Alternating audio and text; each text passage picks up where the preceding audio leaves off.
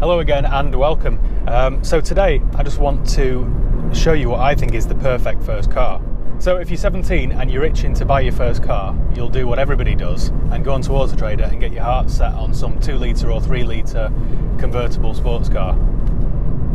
Because here in the UK, anything with a big engine just plummets in value, so you can pick up things like that for next to nothing. But the problem then is insuring it, especially if you're a first-time driver. So you probably go into one of these price comparison sites and type the reg in of this sports car, and then those pesky meerkats or the fat man with the moustache will try and charge you £10,000 a year to insure a 2 litre. So then it's back to the drawing board and you need to buy something more sensible for your first car. So I think what I've got here is the perfect solution. It's a 2014 Ford Fiesta, and this one has the 1 litre 3-cylinder EcoBoost petrol engine, which is the same engine that was in the EcoSport Ford that I did last week, only this is 100 horsepower and last week's was 125. But I think that engine suits this car better. It's only a small car, so a little 3-cylinder is more than enough, especially when it puts out 100 horsepower. It just works perfectly. I think it's a far better fit than it was in the EcoSport last week. And it's also got possibly the most important feature for any 17-year-old. It's got a USB and an auxiliary input, so you can play your music through the stereo. That's the first question I get asked when I'm selling a car to a 17-year-old. Now, behind the wheel, it's such good fun to drive this car. The steering is precise and engaging. You can just chuck this thing around and it just never loses grip. The gearbox is strong, it revs and revs and revs. It's powerful enough for a car of this size. In fact, more than. They do a 1.25 litre petrol with 60 odd horsepower, which is quite slow in comparison, but it's probably cheaper to insure, so it still handles the same, so that's not a bad option if you're struggling to insure the 1 litre. And this little 1 litre 100 horsepower unit just wants to rev all the time. It sounds good too for a 3-cylinder. I mean, where it really excels though is the handling. It's so chuckable. You low to the ground and it just feels nimble and agile.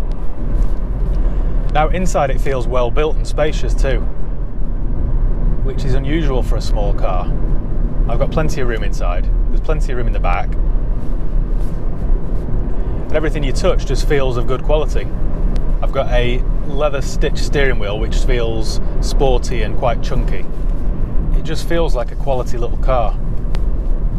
Now this is the Z-Tech model, which is now the base model basically. They used to do a style which came with wheel trims and not much else really. But I think they've got rid of the style now and the base model is the Z-Tech. But even though it's the base model, I've still got everything that I'd need. Electric windows, electric mirrors, USB, auxiliary, I can connect my phone to it. What else have I got? Air conditioning, I've got a heated front windscreen, which was handy today because it was all icy. It's about 2 degrees here in the hills. Yeah, it doesn't feel like a cheap car, this. Well, that might be because it's not actually a cheap car, but I'll get onto that in a second. I like the styling too with that Aston Martin-ish front grille. It just adds to that quality upmarket look. It works, looks good. Now, most 17-year-olds will prefer the look of the 3-door because it looks a bit sportier. But the 5-door is probably the one to get. It's more practical. Your mates can get in the back easier. Your parents will prefer it because it's a bit more sensible. And you can give them lifts home from the pub when they've had too many to drink. And your parents will also like the fact that it's very safe. It's got traction control, anti-lock brakes, I've got airbags everywhere. The brakes are really good actually. So, should the worst happen and you do get into a little bump, you should be alright. It should look after you. Now, if you're a parent watching this, thinking about buying one of these for your son or daughter, but you don't really want them out in a 100 horsepower little Fiesta, then like I mentioned before, they do a 1.25 litre, which is only 60 odd horsepower, so it does feel quite slow, that one, so that would be the one to get them. I don't think they'll be able to hurt themselves or anybody else with only 60 odd horsepower. Now, another reason you'll like it is that it's very cheap to run. The one that I'm in, the 1 litre, is actually free to tax, so it's zero, there's nothing to pay. If you get the 1.25, it's probably 120 quid a year, so it's still not high. Now, today, on these country roads where I've been giving it a bit of stick, I've been averaging 39 miles per gallon. I think if you drive it a little bit more sensibly than this, you'll get 45 miles per gallon easily. It costs about 50 quid to fill the tank. What else? Yeah, insurance shouldn't be too bad either, which is the big issue when you're 17, 18. In terms of servicing, parts are cheap and plentiful, and they're just very reliable. I've never had any issues with a new shape Fiesta. I can't even tell you of any common issues that I know of because I've never had any, which is unusual because every single used car I could rattle off a whole list of faults, usually because I've had to repair them in the past and they're just etched in my mind. But with the Fiesta, I've actually never heard of any common issues. Now, the one I'm in today is a late 2014 and it's only done 8,000 miles, so it's like a new car. Now, if you wanted one like this, it would cost you about £8,000. But they've been making this new shape Fiesta since late 2008, so you'll get an early example with the 1.25 or the 1.4 petrol for about £3,000, which would be an excellent choice.